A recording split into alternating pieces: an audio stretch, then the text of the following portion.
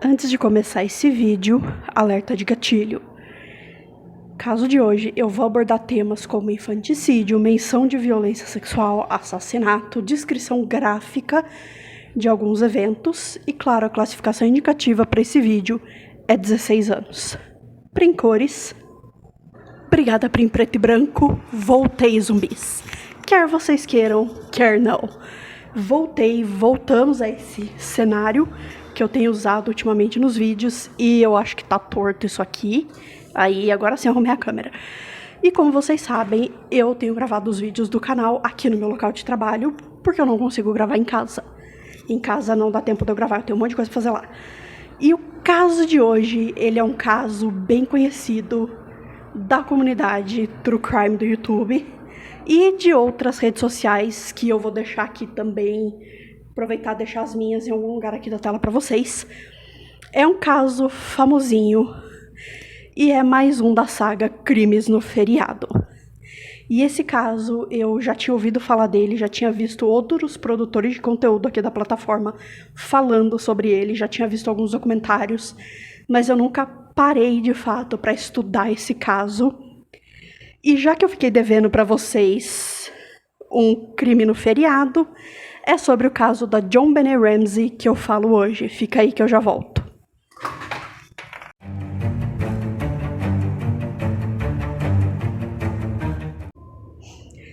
E eu voltei.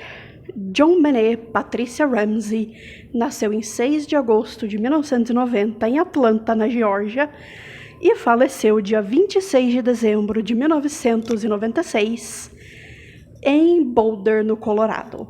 A JonBenét era filha de John e Patricia Ramsey e ela era também uma Miss infantil, uma garota que participava de concursos de beleza infantil. Só isso aí já é problemático o suficiente. Bom, o pai da JonBenét, John Ramsey, era nascido em 46 e ele era um empresário milionário. Literalmente dono de empresas, CEO. Já a Patricia Ramsey era nascida em 1956 e ela era formada em jornalismo, mas a Patrícia não exercia a função, ela era só dona de casa. E a Patrícia também tinha sido Miss, ela também tinha participado de concursos de beleza, chegando a ser até mesmo Miss Virgínia em 1977.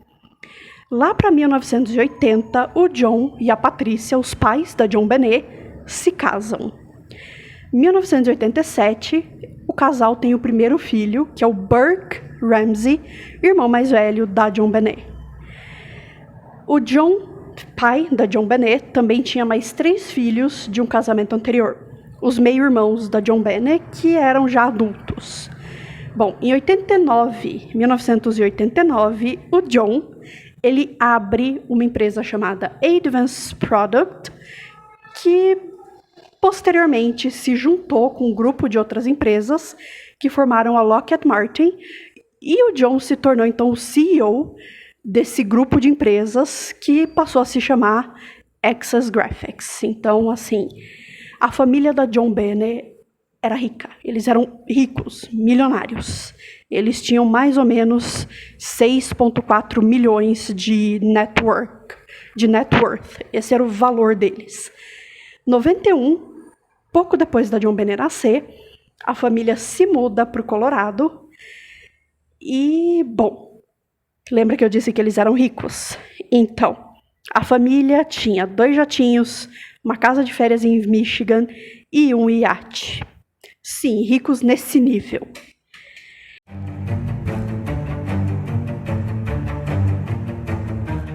Bom, em 25 de dezembro de 96, a família passava algumas horas do dia de Natal na casa dos amigos Fleet e Patricia White, mas eles voltaram para casa antes das 22 horas e colocaram a JonBenét para dormir. Na manhã seguinte, 26 de dezembro de 96, por volta das 5h30 da manhã, a família acordava porque eles iam pegar um voo particular para casa de férias. E a Patrícia descia as escadas para a cozinha quando ela encontra um bilhete de resgate endereçado ao John. No bilhete, o valor pedido pelo resgate da JonBenét era de $118.000, que era também o valor do bônus de Natal do John. Além de tudo, o bilhete também alertava para que a família não chamasse a polícia e avisava que eles entrariam em contato das 8 às 10 da manhã. E sério, gente, isso parece coisa de filme. Parece aquele filme O Resgate, do Mel Gibson. É exatamente isso que está aparecendo esse caso. Bom, a Patrícia obviamente chama a polícia e na ligação para emergência, a Patrícia está muito desesperada, ofegante, realmente desesperada pelo sequestro da filha, até que um dado momento da ligação, a Patrícia para de responder a moça da emergência. E eu ouvi essa ligação umas 5 vezes e para mim não ficou claro se a Patrícia parou de responder, se a ligação caiu ou se a ligação simplesmente ficou muda. Mas mesmo assim, a moça da emergência ainda ficou na linha. Ela ainda chamava pela Patrícia, isso eu consegui ouvir. Existe também quem consegue ouvir a Patrícia falando alguma coisa um pouquinho antes dela desligar a ligação com a emergência. Eu realmente não consegui ouvir isso, mas eu vou deixar a ligação aqui para vocês tirarem suas próprias conclusões. Bom, a polícia, claro, chega na casa dos Ramsey por volta das 5h55 da manhã. E, bom, como era manhã de Natal, os policiais mais experientes estavam de folga. E os policiais que trabalharam no caso eram policiais que estavam começando sua carreira na polícia. Vai, carro de som, vai, passa. O que acarretou alguns pequenos erros durante a investigação. Bom, os Ramsey também ligaram para os amigos, Fleet e Patricia White, ligaram para familiares, e a polícia, ao invés de isolar a casa enquanto cena de crime, permitiu a entrada dos amigos, da família e até mesmo de um grupo que advogava pelo direito das vítimas, que estavam limpando e organizando a casa. E isso é um grande não na investigação de um crime. Não, eu não sou perita, eu não sou criminóloga, eu sou só uma professora de inglês. Mas, lendo e pesquisando sobre true crime, a gente aprende que isso é um grande não. Porque pode contaminar a cena, pode contaminar o lugar, pode perder evidência e pode dificultar e muito. Pode não, dificulta muito o trabalho da perícia nesses casos. Gente, eu não vou passar essa raiva sozinha. Vocês vão passar essa raiva comigo. Bom, por volta das 7h30 da manhã, então, o John decide que ele vai dar um jeito de levantar o dinheiro para o resgate. E aí, só às 10 horas da manhã é que o quarto, sim, só o quarto da John Bennett é que é isolado para preservar as evidências. Sim, só o quarto. Bom, enquanto isso, os amigos, família e aquele grupo de ativistas de direito das vítimas, advogados, enfim, é um grupo que lutava pelo direito da vítima, continuavam circulando livremente pela casa, de novo contaminando e destruindo possíveis evidências. Bom, o FBI também foi chamado à casa da família e colocaram escutas nos telefones para a hora que os sequestradores ligarem, mas isso não aconteceu. Bom, o John e a Patricia Ramsey só foram, então, formalmente questionados pela polícia a 1h da tarde. E isso, pelo menos nos Estados Unidos, é estranho. Normalmente, quando acontece algo assim, quando acontece um crime desse tipo, as primeiras pessoas com quem a polícia questiona, são os pais, são a família. É assim, são os primeiros a serem questionados. Bom, nesse questionamento, né, na hora que os detetives questionaram a família, eles também chegaram a sugerir que o John e o Sr. White andassem pela casa para ver se achavam algo estranho. Basicamente, a polícia estava pedindo para o pai da menina desaparecida e o amigo tentarem fazer o trabalho da perícia, tentarem fazer o trabalho da polícia. Basicamente é isso. Bom, o primeiro lugar que esses dois procuram é o porão. E um pouquinho depois da 1h da tarde, então, eles encontram o corpo da John Bennett. E agora eu vou pedir desculpa para vocês e vou deixar aqui mais um alerta de gatilho, que é aqui que começa a descrição gráfica. Eu vou deixar na descrição do vídeo a minutagem para vocês pularem essa parte se vocês quiserem. Bom, JonBenét foi encontrada na parte do porão em que era usada como adega. Ela estava coberta por um cobertor branco, com uma fita adesiva do tipo silver tape, cobrindo a boca. E ela tinha sido estrangulada por uma corda branca, e a mesma corda branca provavelmente amarrava os seus pulsos. E para estrangular a garota, quem quer que fez isso usou um pincel que encontrou ali no porão, que também era usado para guardar material de arte, item para projeto de faça você mesmo, usou um pincel para usar de garrote e apertar. Bom, o porão, obviamente, era dividido em vários compartimentos. Um deles tinha essas coisas para projetos de faça você mesmo, e tinha também uma janela numa outra parte do porão que estava quebrada. Tinha uma tela nessa janela que estava quebrada e ela nunca foi consertada porque o John, pai da JonBenét, sempre se trancava dentro do porão quando ele ia lá, e isso funcionava, essa janela quebrada funcionava como uma saída rápida. E é por ali que os policiais acreditam que quem quer que tenha feito isso com a JonBenét entrou na casa. Bom, depois do John e do Sr. Wright encontrarem a JonBenét, eles chamam a polícia, avisam a polícia que encontraram? Não. Eles pegam o corpo da JonBenét e levam para o andar de cima da casa, o que, de novo, é um grande não. Você não pode mexer numa pessoa que você encontrou morta, porque, de novo, destrói as evidências. Bom, depois deles terem levado a JonBenét para o andar de cima, um policial move o corpo da JonBenét para um sofá. De novo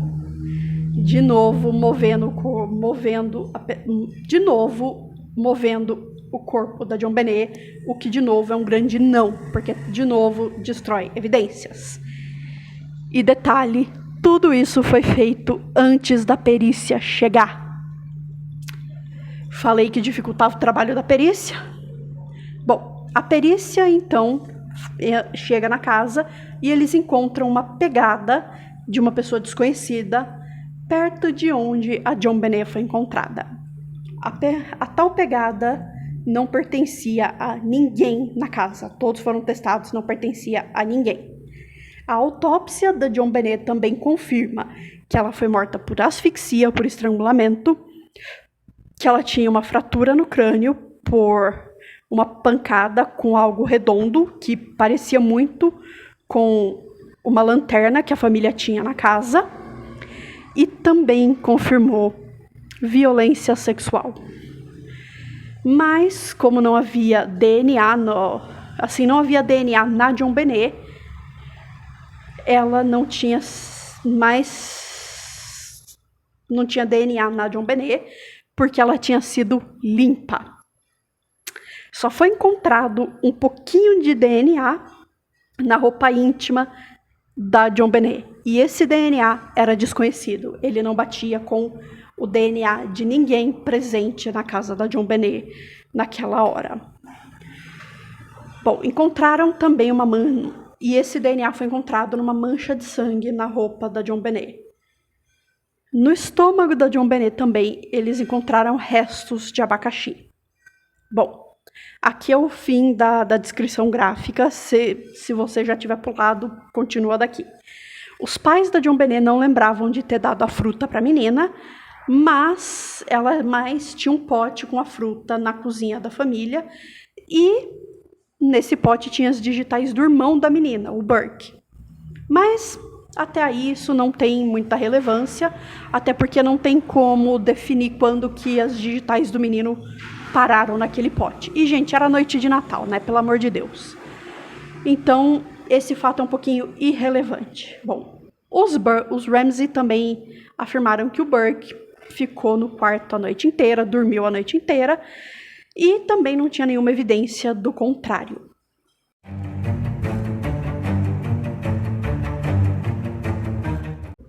Vamos falar dos suspeitos desse caso. Muitos suspeitos já confessaram, mas tem 2 que se destacam. O primeiro deles é o Gary Oliva, que é um pedófilo condenado e ele atualmente cumpre pena.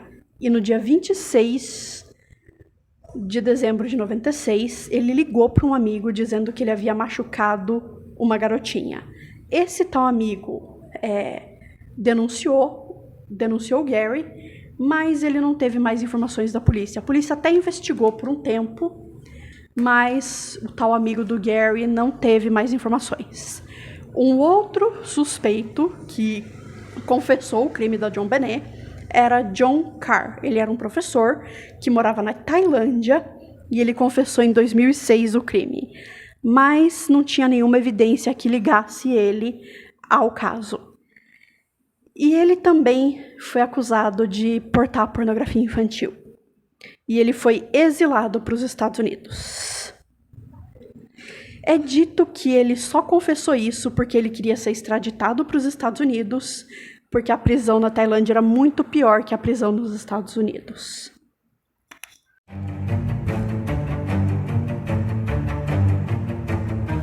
Bom, vamos falar então de algumas teorias que rondam esse caso. A primeira teoria é a teoria de um desconhecido, de um intruso, uma pessoa que pulou a janela e entrou no porão. E essa teoria ela só é plausível porque a casa tinha a janela do porão quebrada e a casa também tinha muitos carpetes, o que facilitava para a pessoa, para quem quer que entrasse, fazer pouco barulho. E também tinha um DNA desconhecido que não batia com nenhum suspeito, nenhum dos 2 suspeitos que eu falei anteriormente e com ninguém da família. A segunda teoria é de que o pai teria cometido esse crime.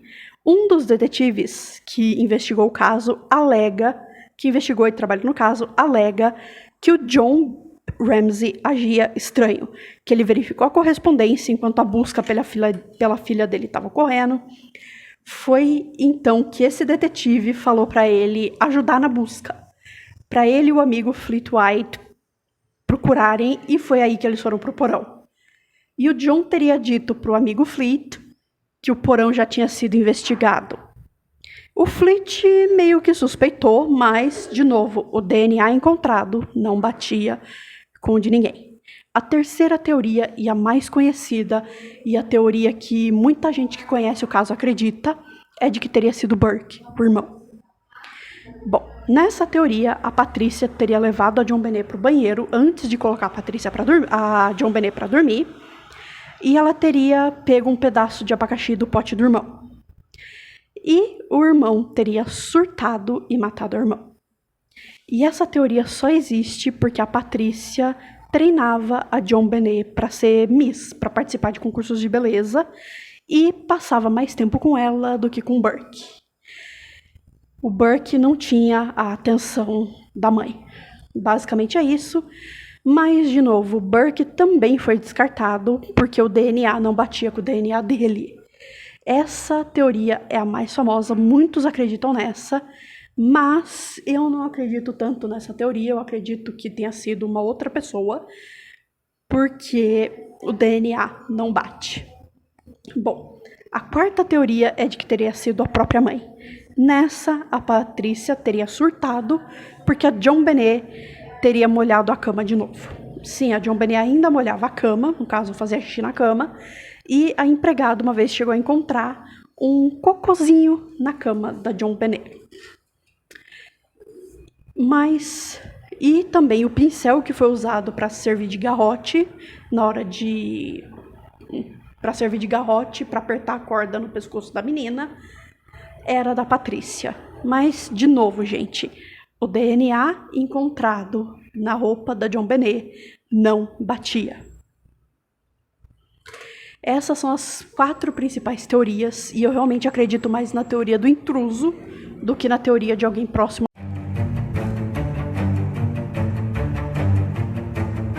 Ok, vamos falar então do bilhete de resgate. Antes de falar do bilhete, eu preciso trazer um fato que fortalece a teoria de que alguém da família teria matado a JonBenét. É o fato de que eles não falaram com a polícia na hora. Eles demoraram mais ou menos uns 100 dias para ir falar com a polícia, para dar as informações necessárias à polícia, mas até aí também a polícia também não interrogou eles na hora, então uma coisa meio que exclui a outra. Uma coisa meio que exclui a outra. Porém, eles deram uma entrevista para a CNN uma semana depois do crime. E a família também contratou um time de advogados que eram próximos dos promotores. Até aí, a família era milionária, né? E faz sentido que eles tivessem um grupo de advogados que está ligados à política. Gente, faz sentido isso, porque a família era muito rica. Com relação a eles não terem falado com a polícia, terem demorado para falar com a polícia e terem dado a entrevista, bom, a polícia também demorou para interrogar os pais, demorou mais de horas para interrogar os pais, então, né, os dois estão errados.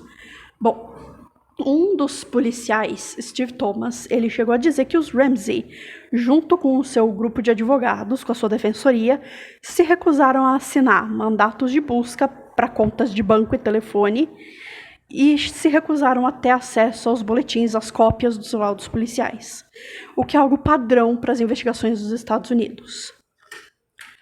Bom, o Steve Thomas, ele também falou com alguns jurados, e com alguns jurados que estavam cotados para ir para assistir o júri, para formar o júri desse caso, eles tinham votado para indiciar os Ramsey. Mas, na mídia, o promotor do caso disse o oposto, que os jurados concordaram que não tinha provas suficientes de que a família Ramsey teria cometido esse crime. Bom, no caso do assassinato, realmente não tem provas suficientes. O DNA não bate, que é a prova principal. As evidências foram todas destruídas, a grande maioria, né? Já que a polícia não isolou a área direito. Então, por conta disso, realmente não tem evidência para indiciar a família por assassinato. Mas, por obstrução de justiça, talvez tivesse. Mas, de novo, eu não sou advogada, eu não sou criminóloga, eu não sou perita. Bom, esse policial, ele acabou saindo da força policial pouco tempo depois. Agora sim, vamos pro bilhete. Bom, um perito analisou o bilhete e o bilhete tinha 370 palavras e foi escrito com marcador permanente, desses do tipo permanente, e ele tinha, 2,5 folhas, algo em torno de 3 páginas. Eu não consegui encontrar se era frente e verso o bilhete. Bom, o bilhete também foi escrito no papel timbrado que tinha na casa dos Ramsey e levou mais ou menos 20 minutos para esse bilhete ser escrito. E a caneta, no caso o marcador que foi usado, foi devolvido porque também era da própria casa dos Ramsey. O perito Jim Fitzgerald, que foi quem analisou esse bilhete, disse que ele meio que deu uma descrição de quem teria escrito esse bilhete, de como seria a pessoa que escreveu esse bilhete. Para ele, a pessoa que escreveu esse bilhete teria mais de 30 anos, falava o inglês como primeira língua, no caso era falante nativo de inglês, e era uma pessoa que tinha trejeitos meio maternais. Por conta da forma como o bilhete foi escrito, e claro, também constavam várias frases de filmes. Eu disse que parecia coisa de filme, porque realmente parece coisa de filme. A pessoa usou frases de filmes no bilhete de resgate. E, como o bilhete não tinha assinatura, o cara presumiu que quem escreveu foi uma mulher. O que eu acho que é meio machista da parte dele, da parte do perito que analisou, porque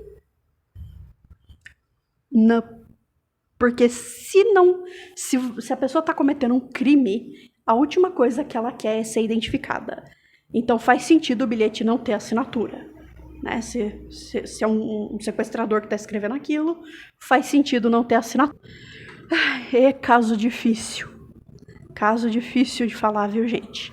Mais de 25 anos depois desse crime, muitas teorias, mais de 1.500 evidências, 1.000 amostras de DNA analisadas, mais de 1.000 pessoas ligadas ao caso e a amostra de DNA desconhecida verificada regularmente. Mesmo com tudo isso, o caso da JonBenét ainda segue sem solução. Agora eu quero saber de vocês. Vocês já tinham ouvido falar desse caso? Deixa pra mim nos comentários. Não se esquece de deixar o like, porque me ajuda demais na divulgação. E também não se esquece de se inscrever no canal para acompanhar mais casos desse tipo. Esse foi mais um Sexta de Crime. Eu vou ficando por aqui. Eu fui!